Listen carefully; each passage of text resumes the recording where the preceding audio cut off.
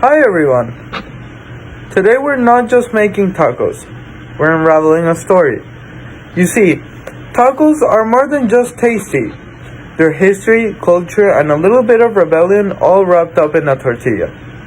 As we cook, let's explore how this humble taco connects to Stuart's whole theory of popular culture, Benedict Anderson's concept of imagined communities, and Gramsci's hegemonic culture.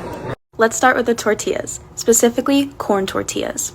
Corn or maíz isn't just food, it's life. Over 10,000 years ago, indigenous people in central Mexico domesticated it and it's become sacred. Fun fact, according to the Mayan creation myth Popol Vuh, humans were actually made out of corn. Imagine that, a world where tortillas could practically be your family. Now, before we go further, there's a question arises. Where's the beef in your tacos came from? So hold your horses, or should I say hold your cows, because cow didn't even exist in the Americas before 1493. That's right, they hitched a ride with Columbus in his second journey to the New World, where he introduced ground beef and wheat to the Native Americans as a Spaniard. And that's where things get interesting. When the Spanish introduced beef and wheat into the indigenous diet, they believed it was improvement.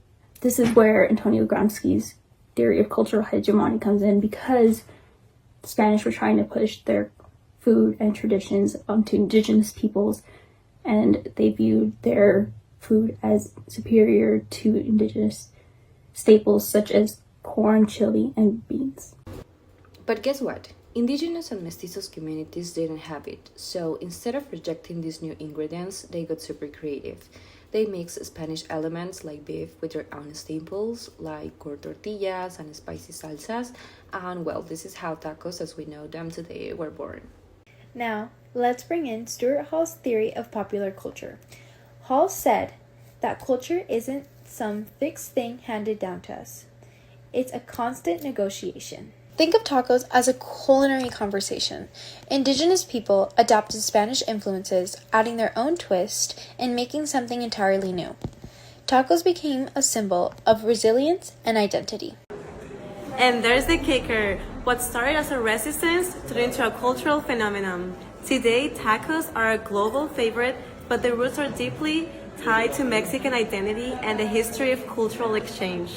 Now, let's talk about tacos and national identity through the lens of Benedict Anderson's concept of imagined communities. Anderson says that nations are imagined communities. We don't know everyone in our country, but we feel connected to shared culture.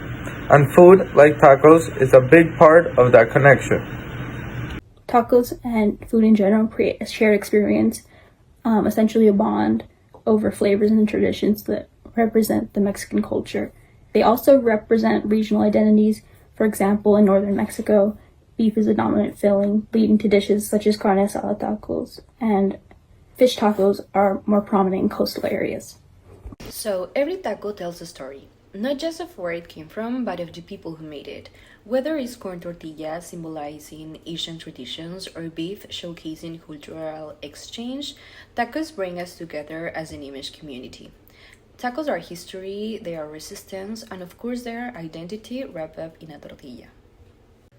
So, next time you're enjoying a taco, think about the shared stories, traditions, and flavors it represents. What's your favorite taco filling? Drop it down in the comments so we can keep this cultural conversation going. That's history you can taste. Every ingredient in this taco tells a story. Corn represents ancient traditions, while beef represents colonial exchange, and together they form this beautiful taco.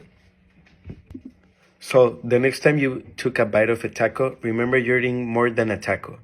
You're tasting thousands of years of tradition, adapting and resistance.